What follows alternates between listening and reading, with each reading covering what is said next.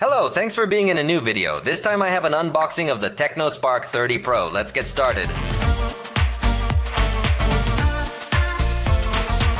And let's locate this device. The brand name is TECNO. The Spark series is their entry-level series and they are on edition 30, although the last edition was the 20th. Don't go thinking that the last one was the 29th, but finding the last name Pro, we're talking about the top of the entry series. So in this case, its launch price is 5,999 pesos.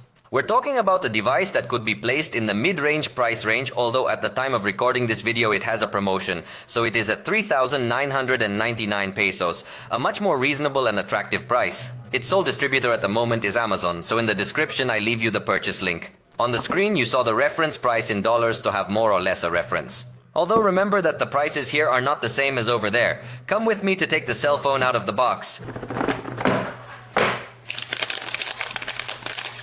And we'll notice that here, from the plastic wrapper it came in, we are going to find some of its most outstanding features. We'll mention some of them in a moment. Here I have the cell phone in my hands. As you can see, it comes with a rather peculiar design. The circular camera module, but not oriented to the center, but a little more bouncy towards the upper left corner. It comes with a strip that also has a textured design visually, although to the touch it is completely smooth except for the area where the name of this brand is. The design is nice. We'll see more details about it in a moment. For now, we're going to turn the device on and see what else is in the box. And well, we're going to find the usual papers, a little quick guide where we can have a look at the device and get to know it. We will also find this card that tells us that the device has a 2-year warranty. Although here it details what things the warranty doesn't cover, which are most things you would want to claim a warranty for. But I think it's a good thing to see a 2-year warranty.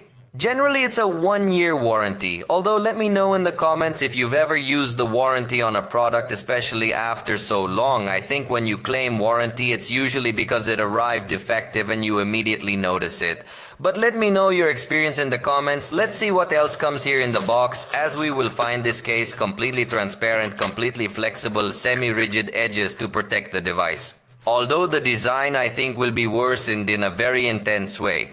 Tell me how you would use this device as it is without a case, or would you put this case on it? I definitely don't like how it looks with this case on because it adds all kinds of annoying reflections, but without the case it looks very nice.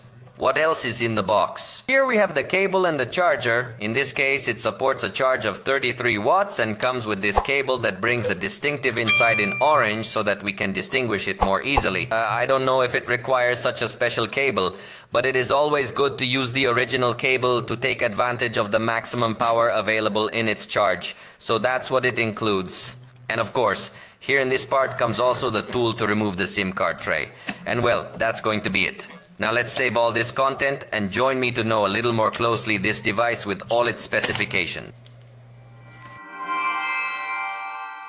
I already have the device in my hands, so let's take a tour of its specifications to get to know it. It has a thickness of 7.4 millimeters, although the manufacturer does not give the exact weight.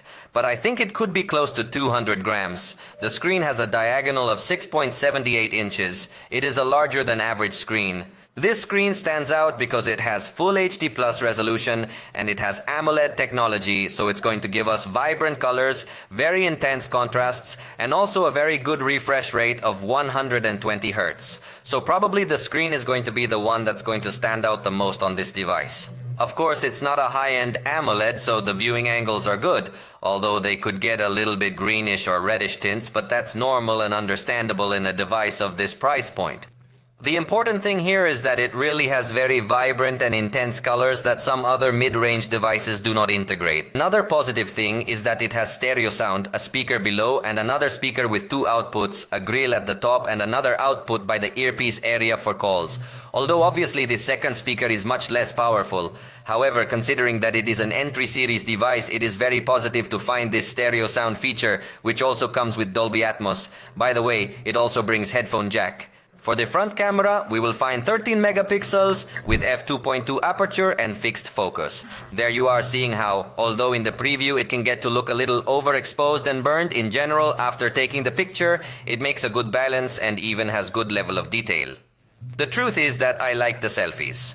Generally, in this price range, we do not find selfies of very good level, but in this case, the experience has been good.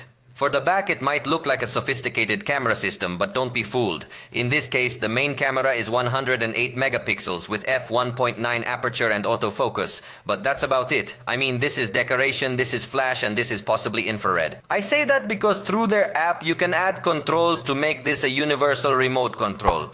And notice in the animations, they point it in this direction. So it's funny, we don't find the infrared at the top, but it gives the appearance of being an additional camera, but it is infrared.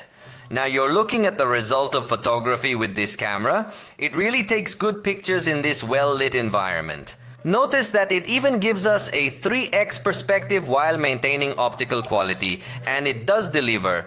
For an entry-level device, I think it handles the zoom very well, giving very good image quality. In fact, it lets us get up to a 10x zoom and is much better than other more expensive 10x zoom devices I have tested.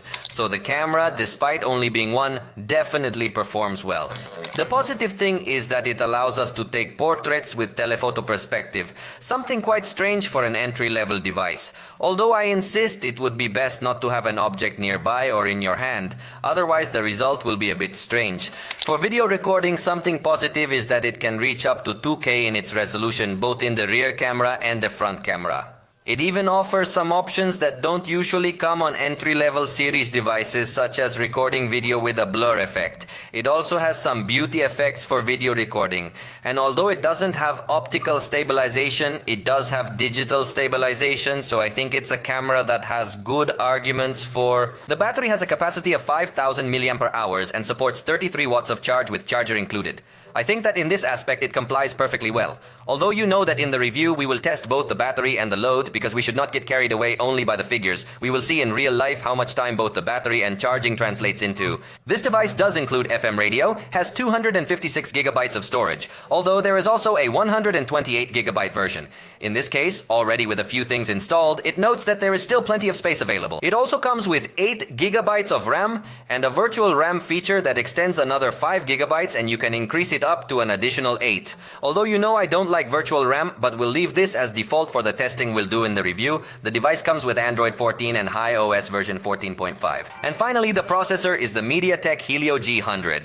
But to get a better idea of the performance that this processor gives, we ran some benchmarks. So on Geekbench it gave us 2008 points on multi-core and 731 points on single-core. For reference, let's say it's a little below the Snapdragon 6 Gen 1, but very similar to the Helio G99 Ultra. In fact, MediaTek has several processors with very close nomenclature in this range, and they all offer very similar performance. There is not that much difference with the Helio G99, and it gives similar performance to what we also find in the MediaTek Dimensity 6300, but in this case without 5G connectivity. It's not a bad processor. I think it's pretty good for a device of these characteristics.